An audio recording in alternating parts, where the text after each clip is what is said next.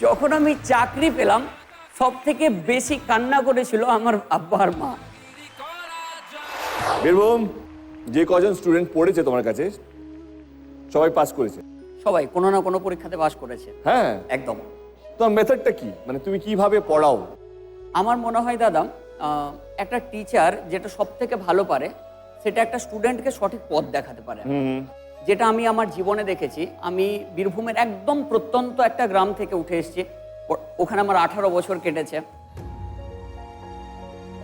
আমার বাবা রিক্সা চালাতেন, আমরা 6 ভাই বোন, আমি সব থেকে ছোট। তো বাবা তো নিরক্ষর ছিলেন, মায়ও নিরক্ষর ছিলেন, কিন্তু ওনারা পড়ার গুরুত্ব বুঝতেন। আমার বাবার একটা থট ছিল, যেটা আমাকে অনেক পরে বলেছে, রিক্সা চালানো তো অনেক দূরের কথা, যদি আমাকে ভিক্ষাও করতে হয় তবু আমি তোমাকে পড়াবো। বাহ।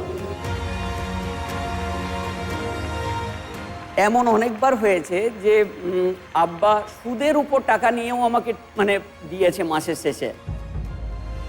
বাড়ির এতটা বেশি খারাপ অবস্থা ছিল যে ম্যাক্সিমাম টিচার যারা ছিলেন আমার কাছে বা আমি আমার জীবনে পেয়েছি, তারা ম্যাক্সিমাম জন আমাকে ফ্রিতে পড়িয়েছেন।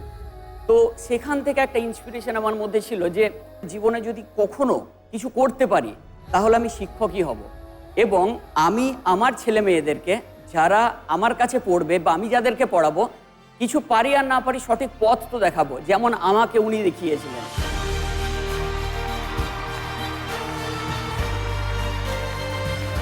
যে সকালবেলাতে বেরিয়ে যাচ্ছে, রাত্রে ফিরবে, যদি টাকা না নিয়ে আসে তাহলে ভাত হবে না বা খাবার জুটবে না। তো এই পরিবেশ থেকে যখন উঠে এসেছি তখন আমি বুঝি যে কোনো একটা পরিবারের ছেলে মেয়ে যদি শুধুমাত্র একাগ্রতা থাকে এবং পড়তে চাই, তাহলে টাকা কারোর বাধা হতে পারে না।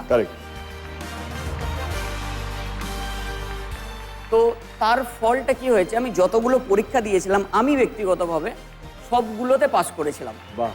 তারপর একে একে আমি অনেকগুলো চাকরি পেয়েছি, স্কুলে, হাই মাদ্রাসাতে, তারপর এখন পিএসসিতে, গভর্নমেন্ট কলেজের অ্যাসিস্ট্যান্ট প্রফেসর আমি।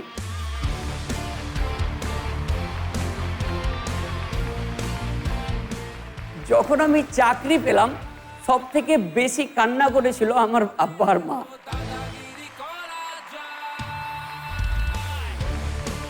তোমার জীবনে আমার যতটুকু বোঝার ক্ষমতা আছে, তোমার বাবা মায়ের সমস্ত পরিশ্রমের ফল ঈশ্বর তোমার মধ্যে দিয়ে দিয়েছে।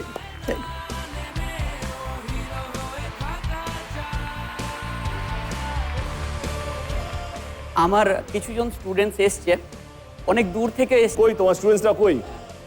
কেমন আছো তোমরা? আমার নাম স্বপ্না টুডু। স্বপ্না বলো।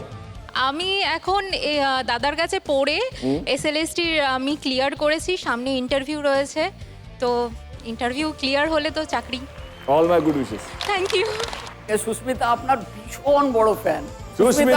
সুস্মিতা কই? সুস্মিতা কই?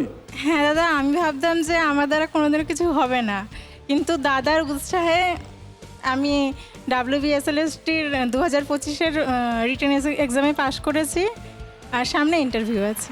বাহ বাহ, খুব ভালো, congratulations, all my good wishes. ভালো।